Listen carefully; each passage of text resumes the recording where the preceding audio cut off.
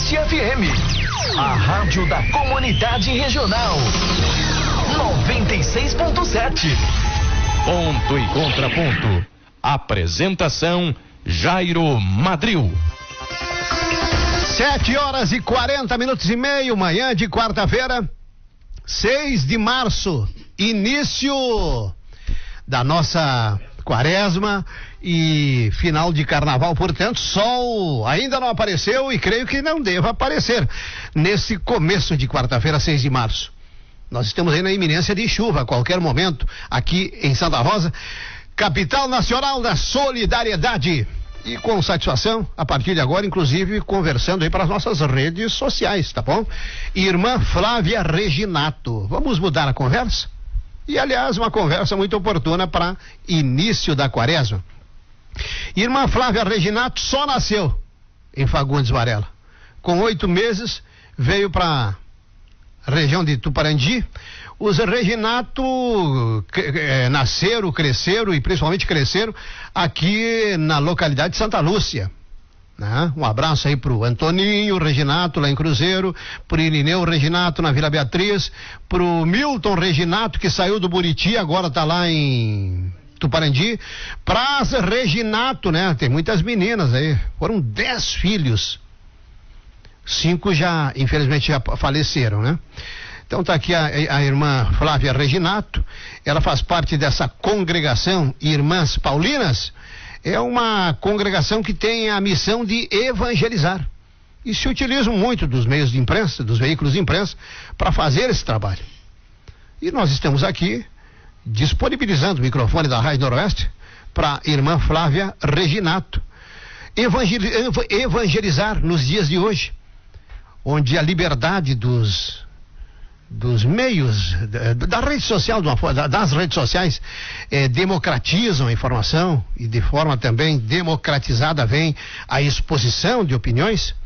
Está mais difícil do que 15 anos atrás. Irmã Flávia Reginato, prazer conhecê-la, bom dia. Bom dia, Jairo, bom dia, ouvintes. Um pouquinho mais perto do microfone, isso. É um prazer estar aqui, eu estou passando uns dias com a família e recebi esse convite e fico muito contente de poder participar desse programa que é muito ouvido.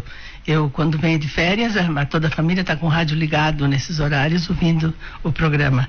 Então, nós, na verdade, nos dedicamos exclusivamente à evangelização com os meios de comunicação social. Fomos fundadas para isso, né?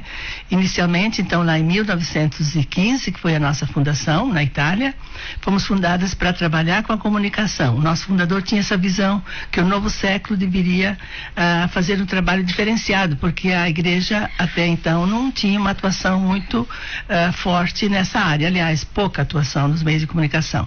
Então, a nossa congregação se dedica exclusivamente à comunicação com os meios de comunicação social. Muito bem.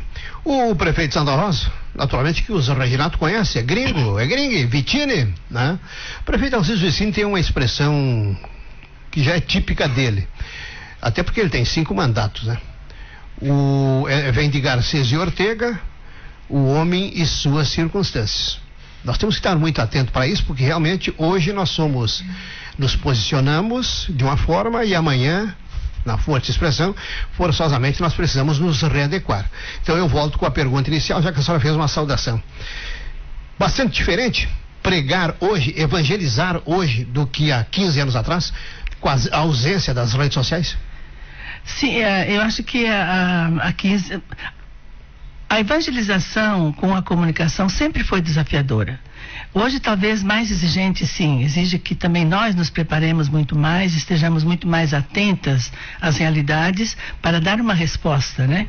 Porque o nosso fundador, ele tinha uma visão, assim, muito grande nesse sentido e ele fundou a nossa congregação com esse objetivo de evangelizar com a comunicação e ele também nos dizia evangelizar acompanhando os tempos e evangelizar não significa só falar de Deus, mas falar de tudo aquilo que constrói o bem, né?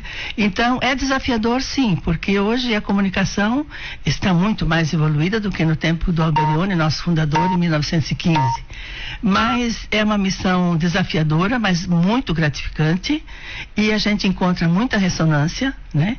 Trabalhamos com a imprensa, trabalhamos com rádio, trabalhamos com programas de TV, enfim, concursos de comunicação, enfim, toda essa área que abrange a comunicação e a formação do ser humano e do cristão.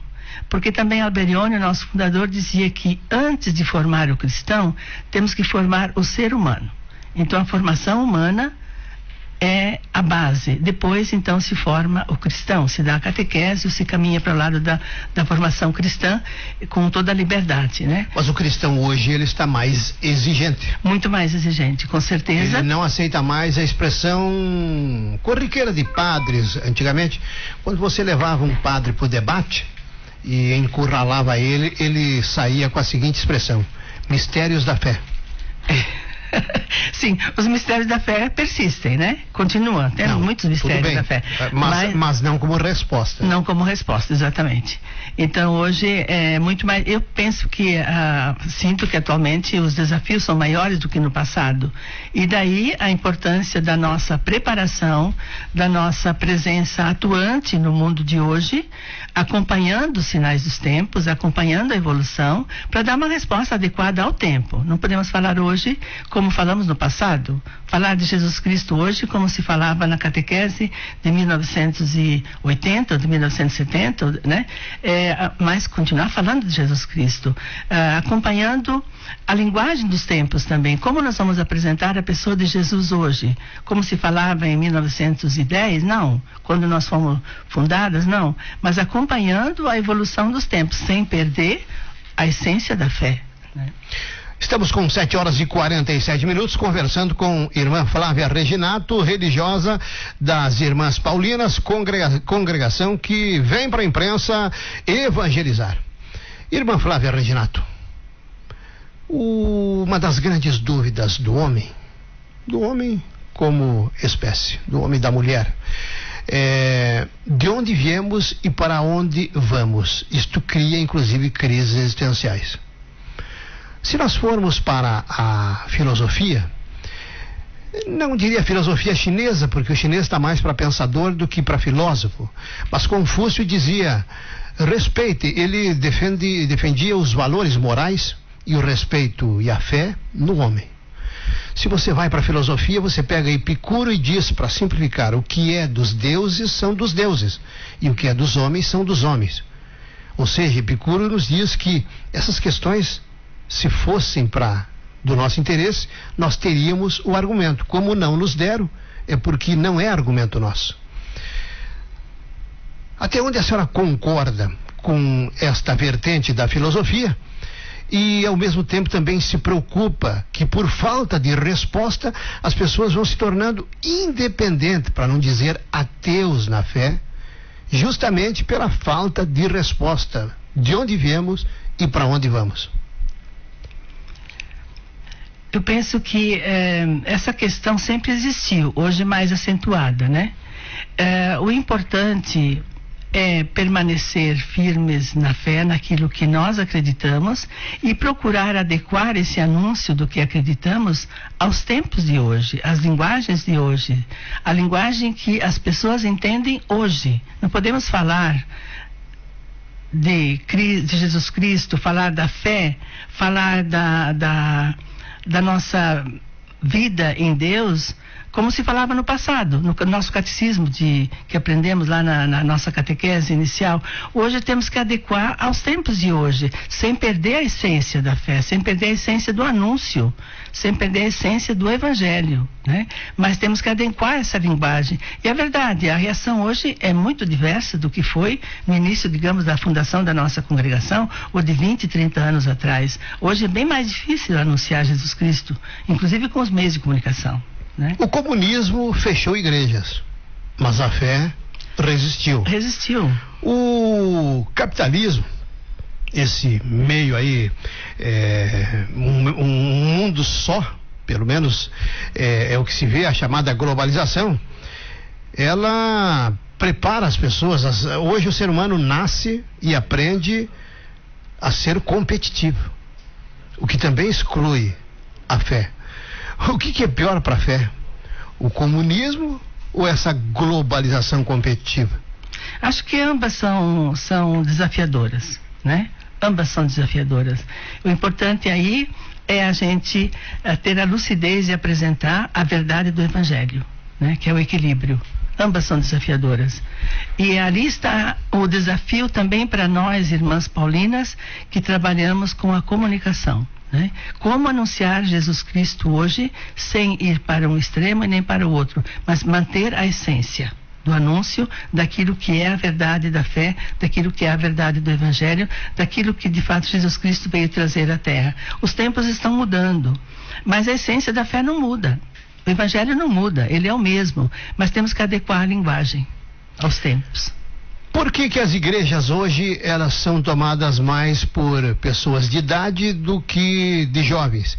Isso faz parte da trajetória de vida. Nós temos que primeiro bater com a cara para depois sentirmos que há algo muito mais consistente na espiritualidade do que propriamente na conquista efêmera das coisas.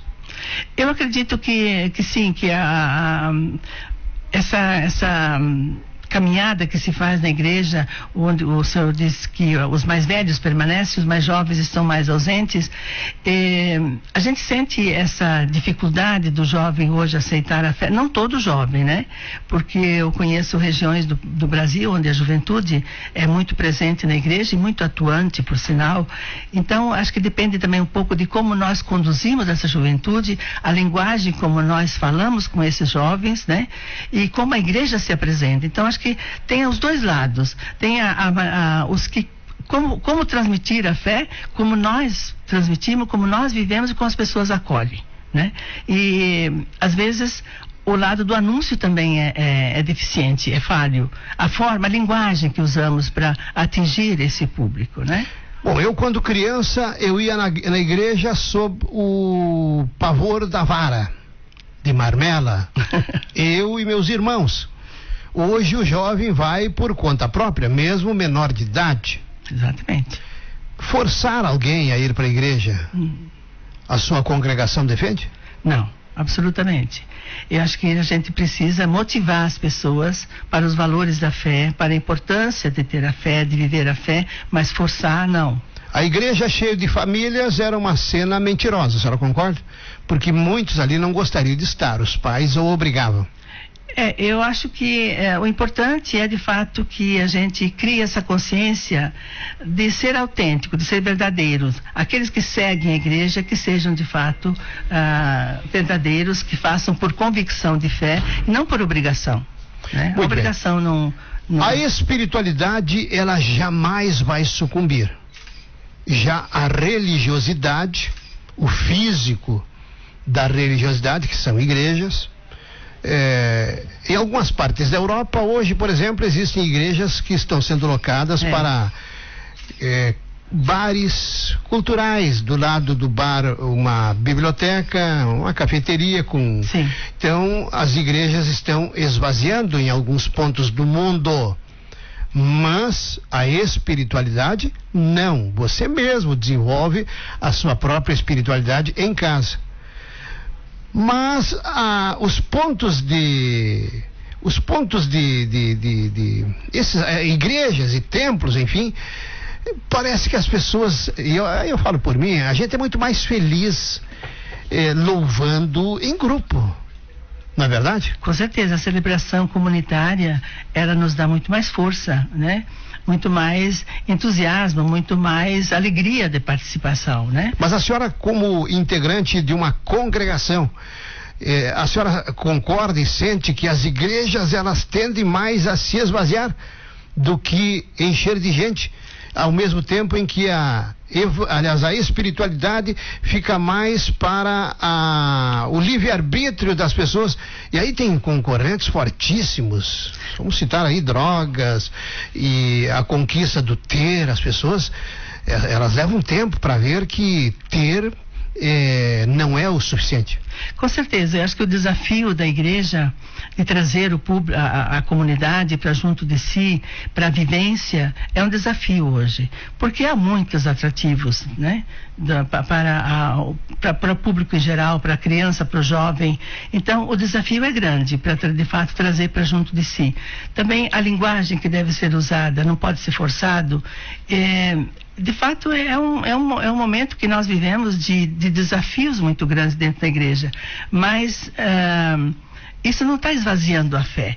Ela pode estar, de certa forma, digamos assim, meio que... como é que vou usar uma linguagem? Dá a impressão que não existe mais fé. Não, pelo contrário. Eu acho que a fé genuína, ela está ali na base e ela vem na hora certa. Há um grande desafio na preparação também das lideranças religiosas para manter viva essa chama no público em geral, né? Porque é onde você vê um sacerdote animado, uma diocese que de fato está engajada na questão das comunidades, você sente também uma vivência mais viva e mais atrativa, né? Então, esse desafio não é só do povo em geral, é também das lideranças da igreja. Todos nós somos culpados, às vezes, quando percebemos que diminui um pouco essa participação, essa vivência, essa vontade de estar junto com o público. Bom, esse todos nós aí deve incluir também o todos nós que a gente chama leigo, né?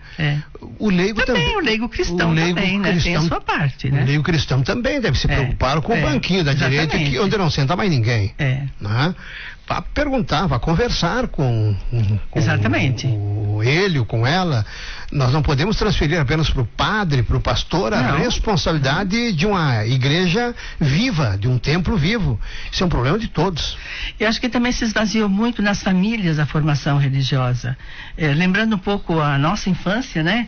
A nossa família, nós tínhamos uma formação e uma dedicação dos nossos pais em casa. E depois a igreja, mas começava em casa a primeira formação. A catequese primeira era feita em casa. E hoje já as famílias estão um pouco esvaziadas desse sentido. Né? Irmã Flávia Reginato, a senhora voltou agora num tempo em que era mais fácil o comando e o domínio hoje familiar. As estruturas são diferentes. Hoje você cria um filho, ele sai sem conhecer nada do mundo, direto para uma faculdade. Com certeza. E aí cria-se um vácuo na fé. A senhora concorda? É verdade, sim. Os desafios são muito maiores, também para as famílias, com certeza. Não é nem a busca do ter, é a busca da formação. Da formação. Um jovem numa faculdade, lá na cidade, longe do pai e da mãe, ele estuda, dorme, come, estuda, dorme e come. Com certeza. Tudo que você se afasta, você perde o apego, concorda? Com certeza, com certeza. Aí tem que levar um sofrenaço para se lembrar que a divindade existe. Com certeza. Para fechar, irmã Flávia Reginato, o taoísmo defende a figura da divindade, mas não atribui nomes. E não deixa de ser uma crítica indireta ao cristianismo, que ousa em chamar Jesus Cristo de Filho de Deus e Deus, o Criador, dá-se um nome para a divindade.